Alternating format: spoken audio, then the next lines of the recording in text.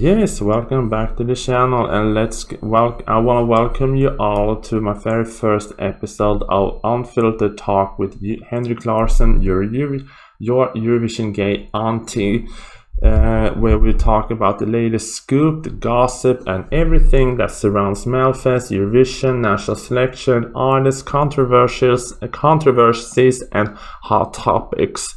And before we move on, don't forget to subscribe to my YouTube channel, and please share a like and share your opinions in the comment section underneath this very first episode. I know this is very raw. This is my first attempt to do a podcast episode, so I take it as I go. I do. But anyway, we have a lot to talk about today, but I'm gonna say I wanna say some stuff because I know I have been very quiet within the last month, except doing my shorts video. But it is the fact that I have been this first 6 months of this year, I have been very mentally unwell. I have pushed through doing Eurovision content, but yeah, if I'm gonna say this could have been a year I didn't do any Eurovision content at all because I was not mentally all there in my head. But I pushed through because a lot of bad things happened all the way back in 2024, last year in October and November and before Christmas, and then we headed into the new year, and I was mentally very unwell. I was so exhausted mentally, and then I had to push through to do Eurovision content and be all happy and woohoo. But I'm gonna say that this 6 months has been one of the worst periods of my life, and it all leads back to October last year. And yeah, I don't want to go into much of the details, but I'm gonna say, yeah, I helped a woman I've known for years. I know her best friend. She and I are dance partners. We have been that for close to 10 years, and I helped her friend with money, and it became too much money, so I dug a hole in my pocket with money. So basically my mental exhaustion have been money problems for the last 6 months. But luckily I thought I was gonna do this podcast maybe in August, but seeing what is going on, I felt like, yeah, I think we have to start the podcast all the way now because there's so much going on. But I am more well now. I feel well. I feel like life has turned around for the better, but I have learned a very big lesson. So yeah, I hope everyone can understand that when you have a big money problem, you are very mentally exhausted because money problems, it is serious. But anywho, let's jump in to talk about the topics of the day. And we have to talk about the fact that the executive supervisor of Eurovision 2025, Martin Österdahl, has decided to resign and stepping down for overseeing Eurovision. And I'm gonna say, reading the comment section about this, it is mostly everyone is excited the fact that he's leaving, which is such a shame because I'm gonna say, if you go back, I have to Google this because I did not realize the fact that Martin Österdahl was the executive producer for Melfest between 2007 and 2008, and also the executive producer for Eurovision 2013 and 2016, and then he took over as the executive supervisor for Eurovision in 2020. So he has been within the Eurovision Melfest universe since 2007. I actually did not realize that. But he's stepping down, and he shared a statement. Let's see if I can find that statement very, very fast. But many people are very excited that he's leaving because, yeah, the criticism against him is rough. But anywho, I'm gonna say this is my first time doing a podcast episode, so bear with me because this is I try to find my mojo. And I looked like a hot mess while doing it. But anyway, he shared a statement, and he's saying, "From day one, I was inspired by the contest's unique potential and power to unite people through music. Never more than in 2021, when we brought Eurovision back live to millions around the world amid a global pandemic, demonstrating the resilience and spirit at the heart of our community." The thing is that with Eurovision, I feel like they could have done a little bit what Junior Eurovision. Junior Eurovision was not cancelled in 2020, but Eurovision was, so I was like, why didn't you cancel both? But anywho, I dissect. I am immensely proud of the changes we have made to modernize and strengthen the Eurovision Song Contest. These include establishing the permanent United by Music slogan for the event, attracting long-term sponsors, brand extensions, partnerships, and growing engagement and reach our own digital platform that have brought millions of new fans to the contest. I mean, I'm gonna say Eurovision, I can say with this like Melfest, we have gone from one night all the way back from 2001 to like a tour. Melfest has been a tour for 23 years, all the way back from 2002. So of course Eurovision is changing also, and in fact, I mean, they have been with TikTok, they are everywhere, so of course they try to be new and hip. The easy Eurovision is now an event with hundreds of thousands sign up to buy tickets. Yeah, we see it. A show watched by hundreds of millions, connected with youth audience worldwide, and stand as a unique platform for overnight global success for artists and songwriters. I mean, I think that's the more thing I would like to watch when I watch Eurovision nowadays, is the fact to see who is the new brand superstar, because you can win Eurovision, but you will be easily forgotten about. So look at Eurovision in 2021 with Rosalind and the Snap song. She didn't win, she was not even close to win, but she was one of the most global success stories from Eurovision. So you can become a big deal even though you don't win. As my overall involvement with the Eurovision is now approaching a period of 20 years in total. Yeah, he has been within the Eurovision universe since 2007 with Melfest. Girl. It has been an honor of my professional life to steer the world's largest music event, developing the contest as a global super brand that brings joy to more people than ever before. I am deeply grateful to the entire Eurovision community, and particularly to the Eurovision core team, participating broadcaster and artists, fans for the passion and support. I mean, I'm gonna say, but if you read the comments underneath this post, let's go back to Eurovision Melody. Shout out to you, boo, on Instagram. I love Euro Melody. I love them. Looking at the comment section, someone say, "Time to make Eurovision great again. Eurovision is healing. Thanks for destroying the contest. Let's go. You are good to go. Thank you. Bye. Next."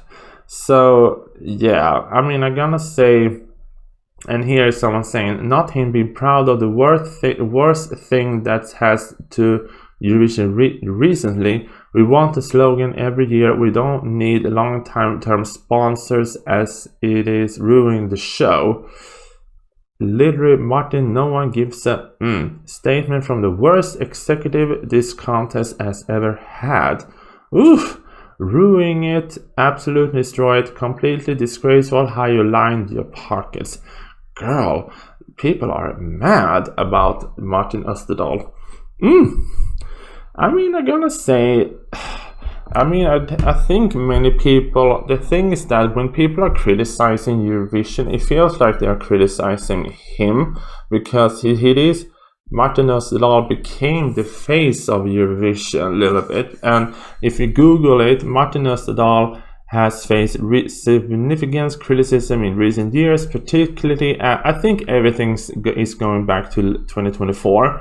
and the criticism intensified due to various factors, including the disqualification of Joyce Klein, the participation of Israel amidst protests and calls for boycotts, and the audience in the finals booed him, reflecting a growing dissatisfaction with his leadership. And I gotta say, looking at the breakdown, it all comes back from 2024 contest. I mean, I'm gonna say he was in Eurovision, he was in charge of Eurovision from 2020, but I feel like everything changed with 2024. And the contest in Malmö was very, very deeply marked with the protest, with Eden Golan participating for Israel, and everyone wanted to boycott, and Joyce Klein disqualified.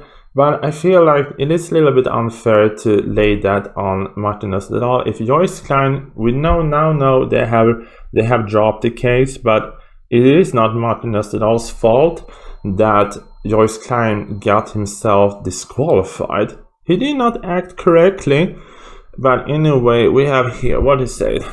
He was booed by the audience during the grand final. Calls for his resign. People wanted him to resign.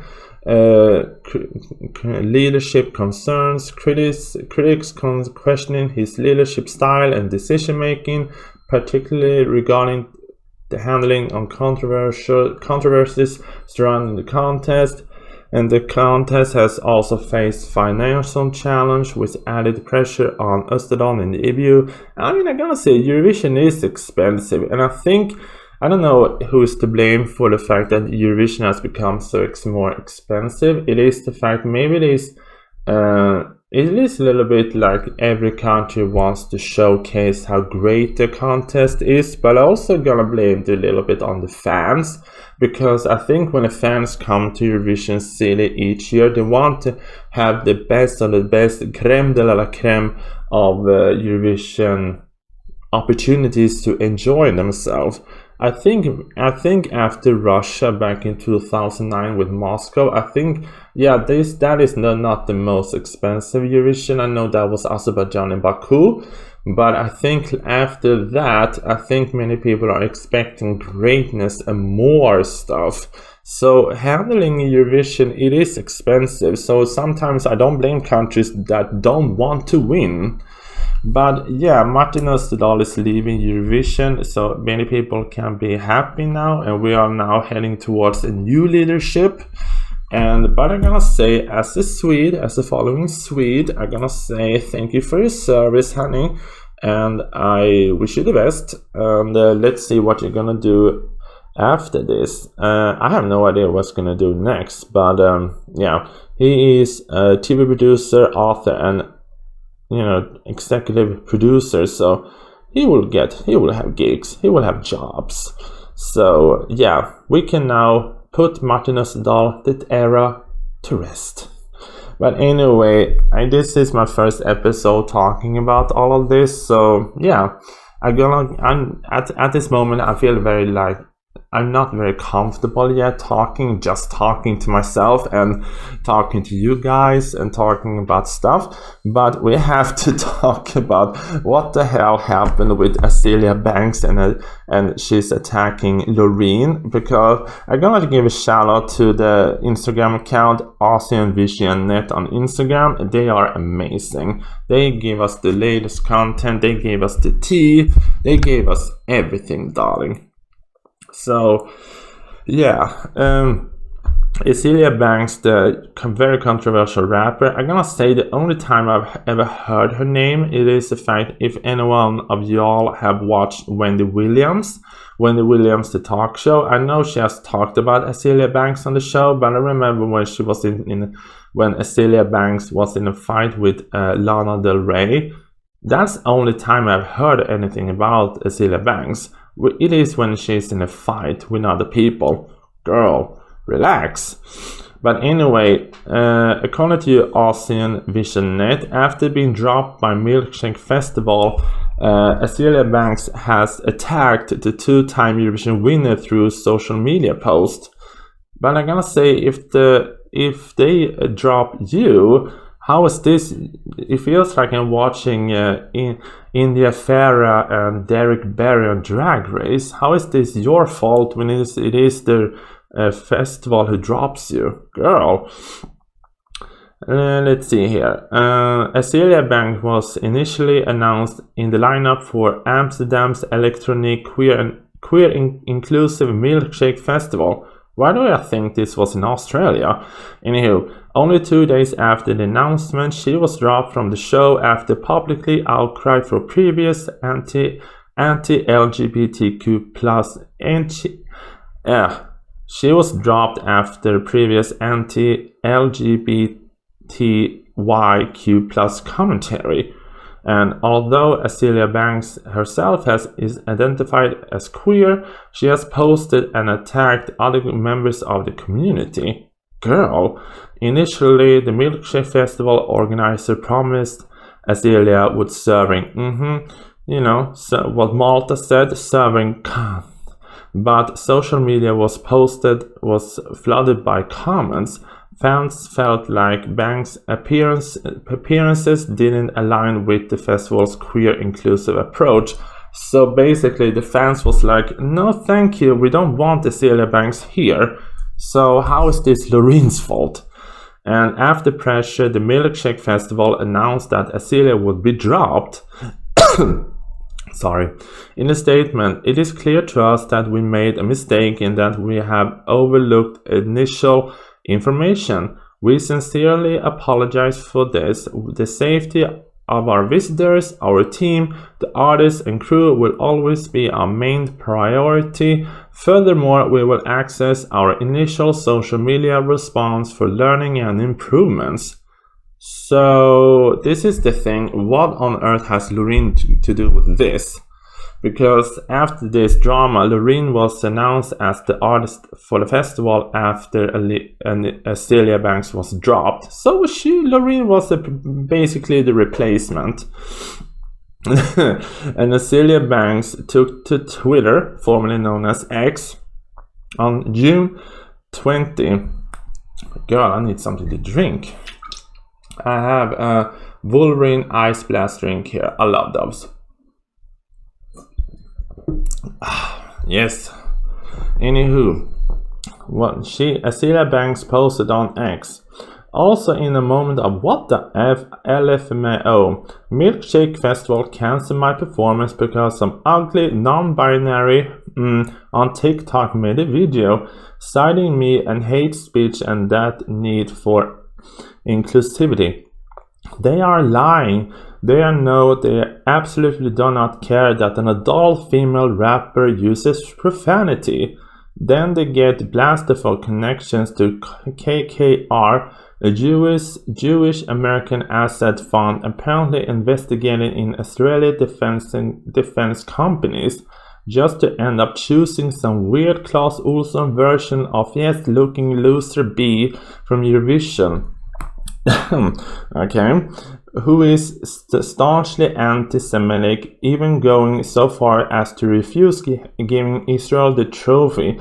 Yeah, I think that was the thing. If Eden Golan won in 2024, Loreen wouldn't give her the trophy. She has the opinion to not do it, as if some effing Israel is singing a song in the competition. It is all connected to an 80-year-old conflict. So Milkshake had the wide-ass nerve to try to make an example out of queer black female music icon. Icon is a strong word, Miss Azelia Banks, because I don't know anything about you except your trouble. I mean, she has fight with everyone, from RuPaul to Loreen.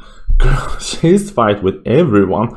To hire some ugly anti-Semitic Swedish bee named Loreen, who clearly has selective outrage because those Eurovision contests are surely not involved in funding the development of weapons used in Gaza.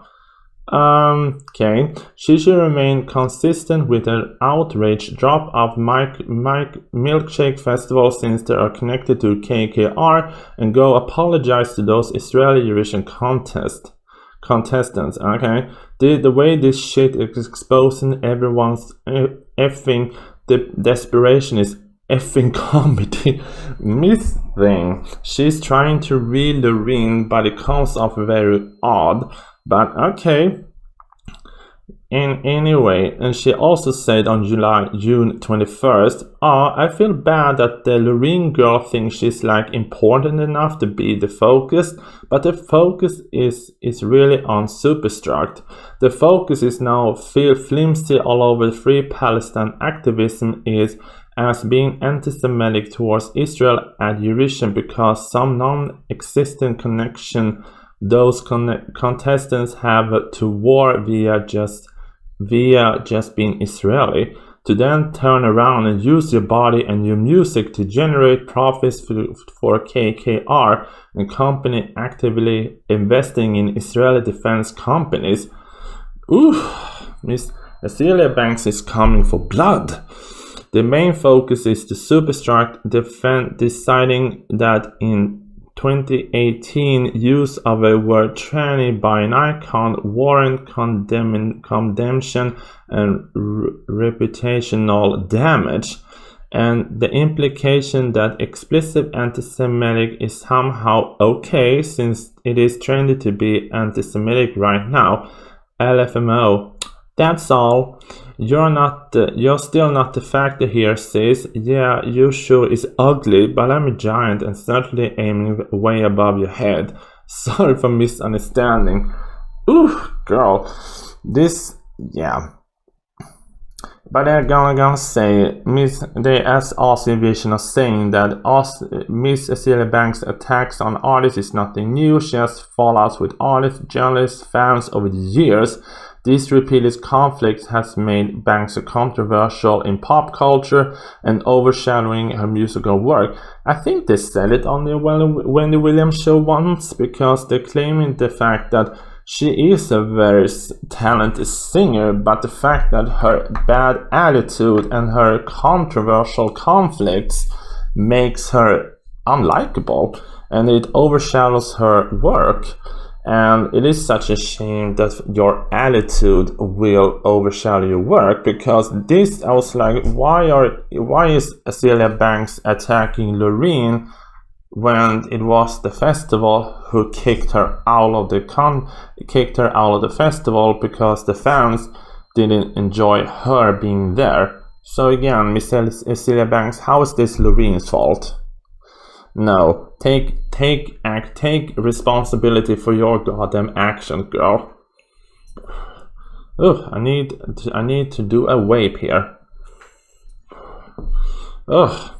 Smoking something strawberry ice, lovely. Anyway, I'm gonna say this was the first episode. I have no idea how this turns out, but hopefully this turns out very well. I think it's very fun because later on we don't have that much to talk about yet, but later on I will do episodes when I feel like I have content to talk about, and this is a very slow period because we are in the middle of the summer. I'm heading towards my holiday in a few days, thank God. I have my holiday, 4 weeks holiday. I have a month off of work. I can do basically all that I want. Maybe I'm gonna do later on. I'm gonna post this on Spotify too, so this can be listened to Spotify. But that will be later. I have a lot to do. Anyway, thank you so much for watching and listening. Thank you so much for listening to me, because all you can see is a print photo, and I'm sitting here in a gray hoodie.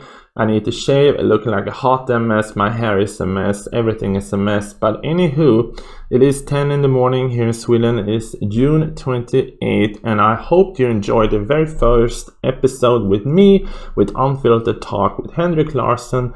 Like I said in the beginning, please subscribe, and if you have opinions, share them in the comments section, and I'll see you in the next episode. Bye! Oh hi, you're still here. I hope you have not forgotten to subscribe. So subscribe here and look for the recommended video over here, and end credit now. Bye!